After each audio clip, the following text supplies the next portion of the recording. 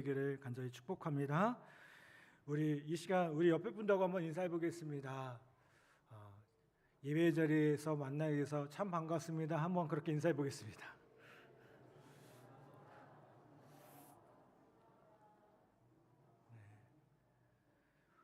오늘 우리가 기쁨으로 함께 예배하며 나아갑니다.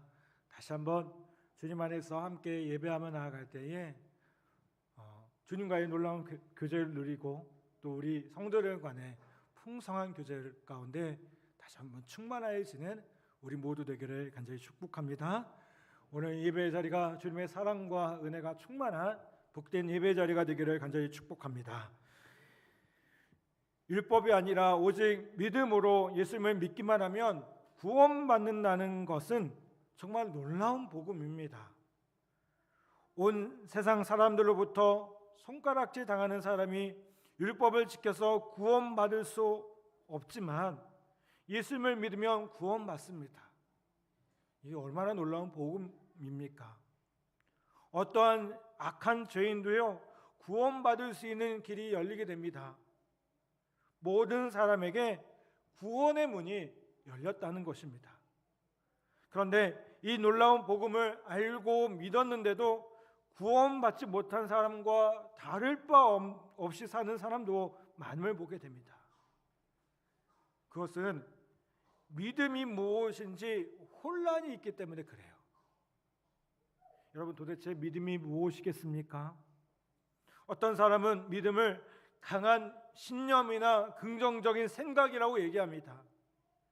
잘 될 것이라고 믿고 기도응답을 믿고 문제가 해결될 것이라고 믿는 것을 믿음이라고 생각합니다. 구원에 대해서도 무조건 믿으세요. 구원받았음을 조금도 의심하지 마세요라고 합니다. 그런데 여러분, 그것은 믿음을 믿는 것이지 예수님을 믿는 게 아닙니다.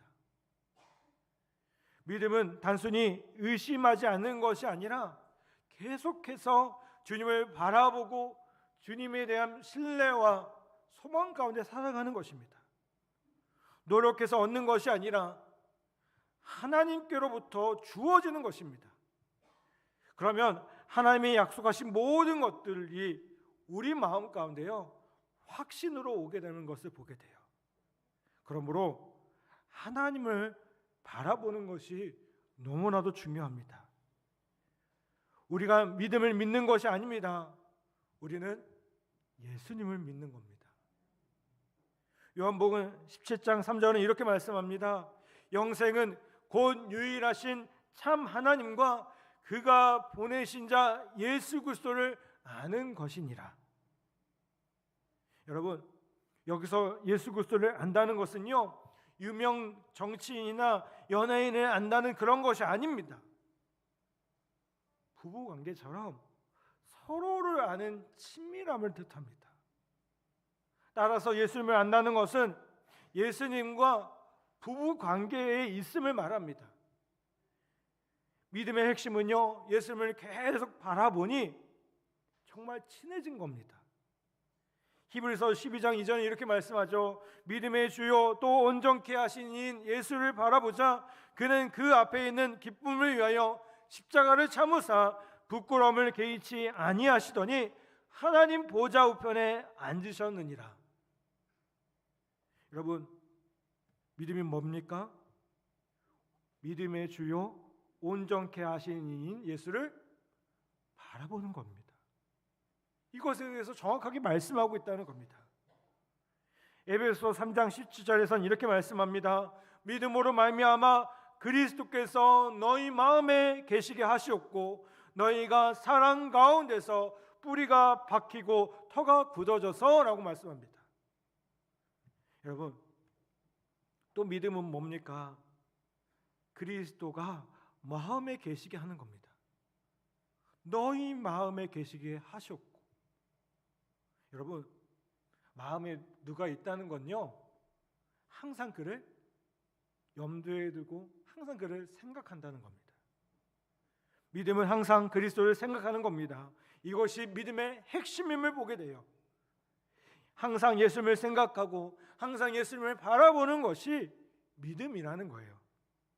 여러분, 그렇게 할 때 우리는 영생을 얻고 의롭다함을 받게 됩니다. 그런데 믿음으로 구원받는 이 복음은 신약시대에 갑자기 생긴 것이 아닙니다. 구약시대에도요 동일했습니다. 사도 바울은 그 증거로 오늘 말씀 가운데 유대인들이 너무나 잘 아는 아브라함과 다윗을 예로 듭니다. 로마서 4장 3절에 이렇게 말씀하죠. 성경이 무엇을 말하느냐? 아브라함이 하나님을 믿음에 그것이 그에게 의로 여겨진 바 되었느니라. 아브라함이 믿음으로 의롭다함을 받았다는 말은요, 그도 죄인이었다, 흠이 많았다, 율법으로는 결코 그가 의로운 사람이 아니었다라는 뜻입니다. 아브라함이 하나님을 믿었기 때문에 의롭다 여김을 받았다는 겁니다. 아브라함이 하나님을 믿었다는 것은요, 그가 하나님을 계속해서 바라봤다는 거예요. 사도 바울은 하나님 앞에서 의롭다함을 받은 아브라함에 대한 믿음을 조금 더 자세하게 말씀합니다. 창세기 12장에서 하나님은 아브라함에 대해서 이렇게 말씀하세요. 우리가 잘 아는 것처럼 여호와께서 아브라함에게 이르시되 너는 너의 고향과 친척과 아버지의 집을 떠나 내가 내게 보여줄 땅으로 가라. 내가 너로 큰 민족을 이루고 내게 복을 주어 내 이름을 창대하게 하리니 너는 복이 될지라. 하나님은 아브라함에게요 두 가지를 약속하십니다. 하나님은 뭘 약속하십니까? 땅을 주시겠다. 내가 내게 보여줄 땅으로 가라. 주시겠다는 겁니다. 또 하나는 너로 큰 민족을 이루게 하겠다.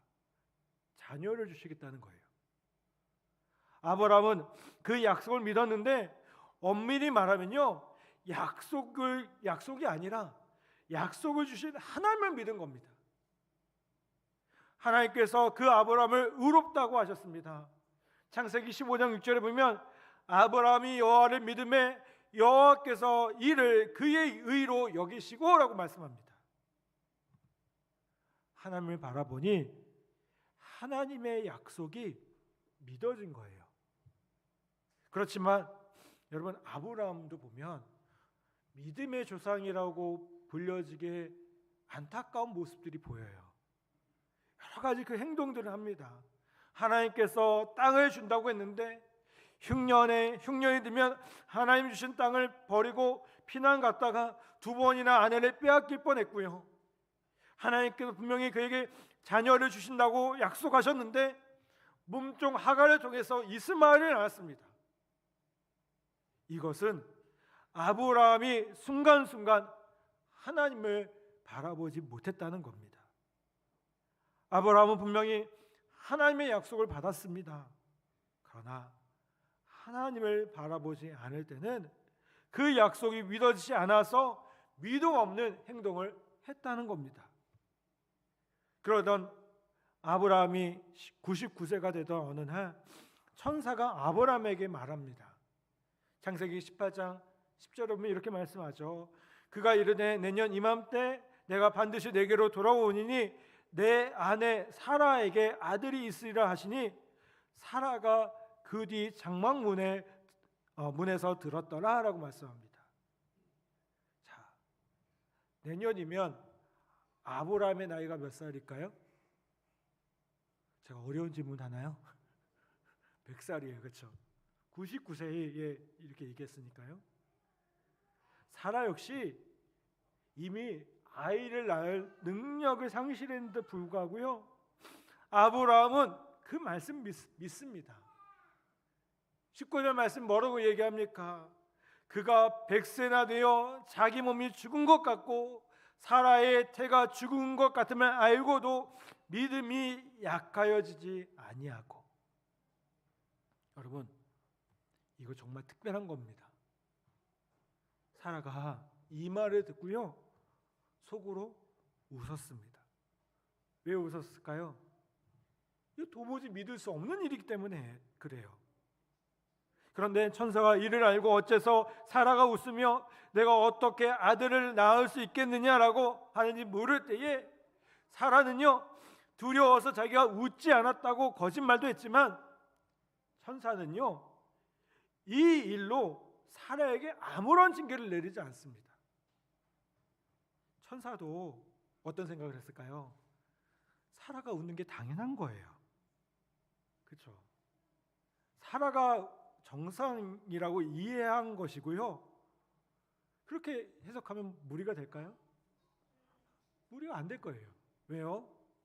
이게 대문이 닫혔는데요. 어떻게? 그렇죠? 100세에 아들을 낳을 것이라는 믿는 아브라함이 이상한 겁니다. 그런데 아브라함은 어떻게 했습니까? 이것을 믿었습니다. 그러면 아브라함은 어떻게 믿을 수 있었겠습니까? 하나님을 바라보았기 때문에 그래요. 하나님을 바라보고 하나님을 의지했기 때문에 그래요. 하나님을 바라보니까 말도 안 되는 그 약속이 믿어진 것입니다. 그러면 도대체 아브라함은 어떤 하나님을 믿은 것이겠습니까? 17절 말씀 볼까요? 17절 말씀 우리 같이 한번 봉독해 보겠습니다. 시작. 기록된 바 내가 너를 많은 민족의 조상으로 세웠다 하심과 같으니 그가 믿은 바 하나님은 죽은 자를 살리시며 없는 것을 있는 것으로 부르시는 이시니라. 아멘.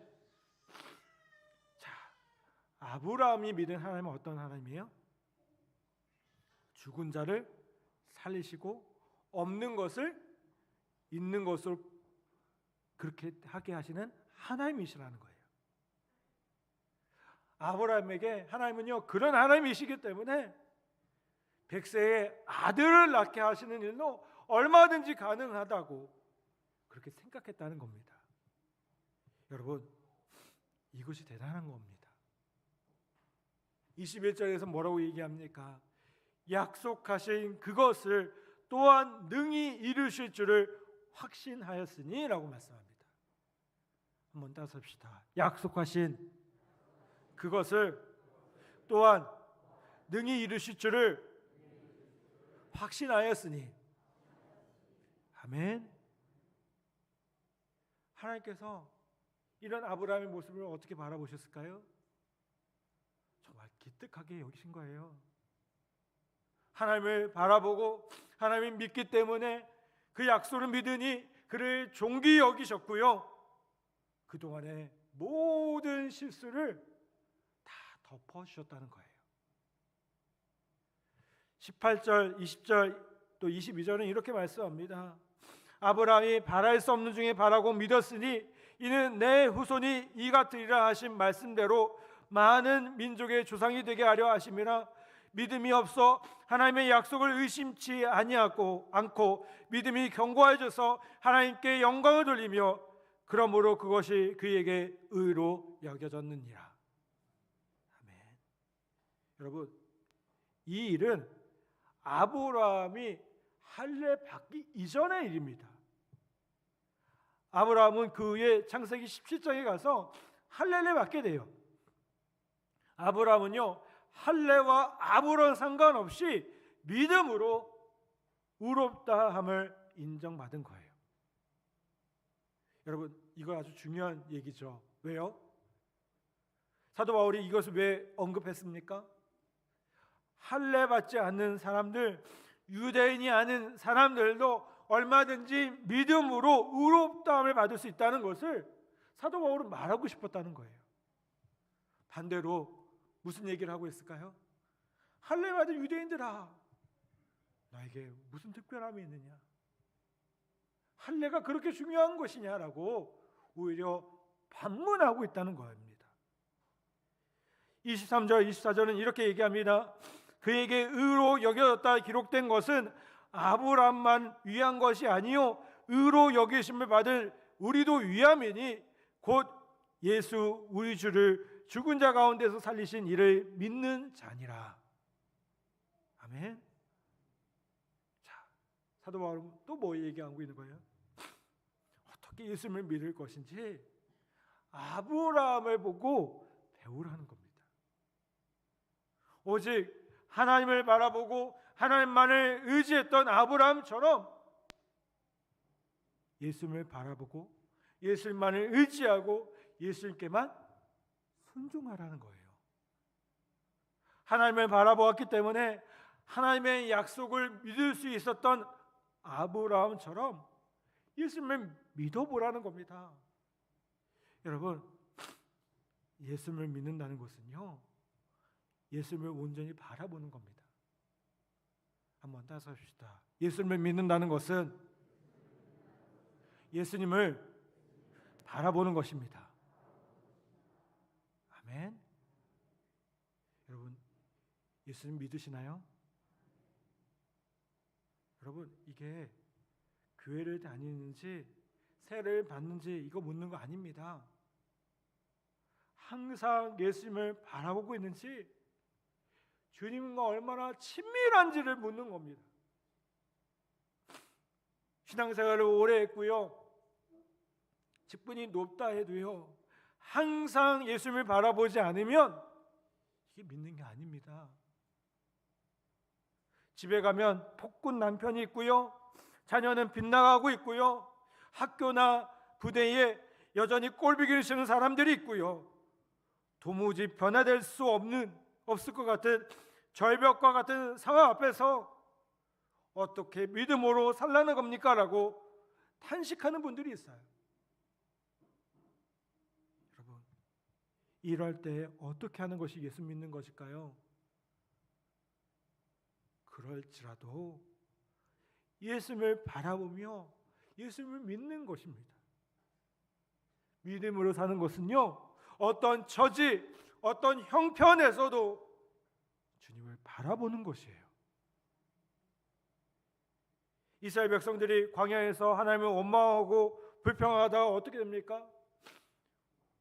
불뱀에 물려 다 죽게 되었습니다. 그들이 회개하고 살려달라고 부르시자 하나님께서 구원의 길을 열어주셨죠.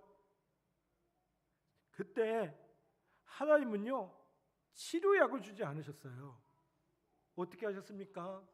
노뱀을 만들어서 그것을 장대 위에 달아놓고요, 그것을 바라보는 사람마다 살게 해주셨습니다. 여러분, 바라보면 살게 해주신다는 거예요. 이것이 구원받는 믿음이라는 겁니다. 믿음이란 날마다 예수님을 그냥 바라보며 사는 것이라는 거예요. 아멘.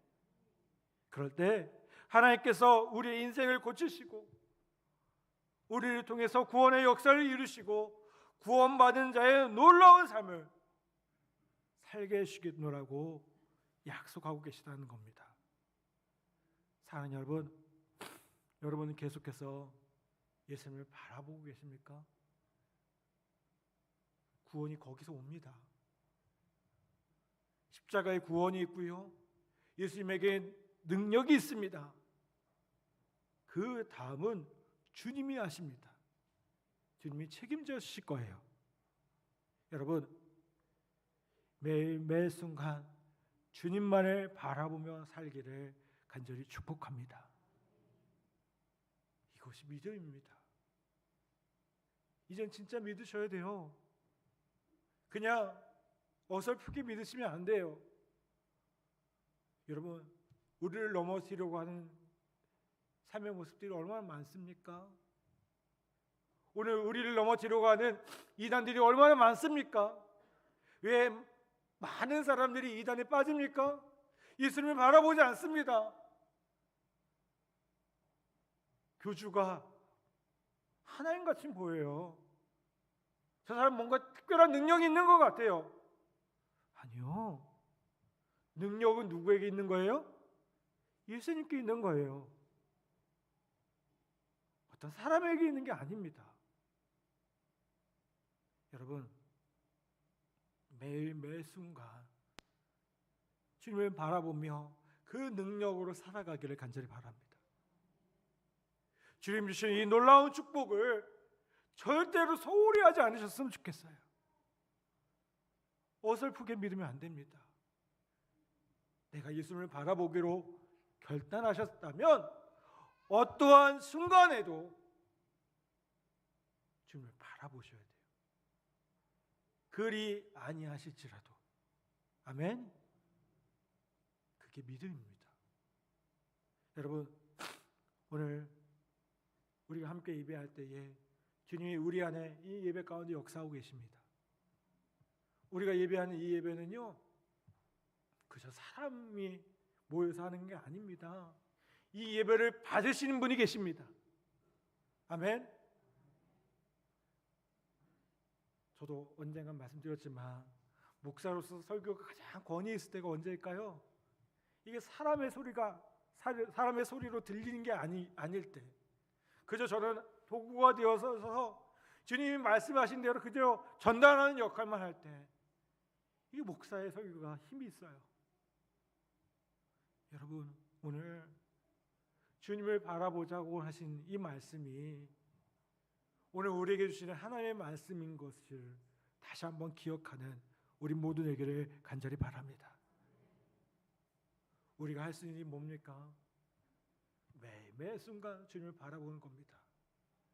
좋은 일이 있을 때나 어려운 일이 있을 때나 기쁜 일일 때나 슬플 때나 주님을 바라보는 겁니다. 그분은 어떤 분이십니까? 모든 것을 합력하여 선을 이루시는 분이십니다.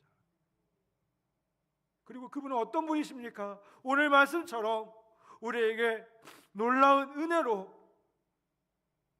죽은 자도 살리시고 부활하신 그 능력의 하나님이십니다. 아멘. 여러분, 오늘 다시 한번 그 주님 앞에 한 걸음 한 걸음 더욱 나아가기를 간절히 바랍니다. 예수님을 바라본다는 것이 쉽지 않을 수 있습니다. 어떻게 주님만 바라보며 삽니까? 근데요, 여러분, 주님만 바라보며 사셔야 됩니다. 그것이 믿음입니다. 다시 한번 여러분, 주님께 한 걸음씩 계속 가까이 나아가며 정말 믿음으로 주님을 바라보며 살아가는, 그래서 주님이 약속하신 그 놀라운 은혜와 축복들을 누리며 살아가는 우리 모두가 되기를 간절히 바랍니다. 다시 한번 주님을 바라보며 살아갈 때에 우리의 삶 가운데 역사하시는 풍성한 은혜가 우리 삶 가운데 더욱더 충만하기를 주님의 이름으로 간절히 축원합니다.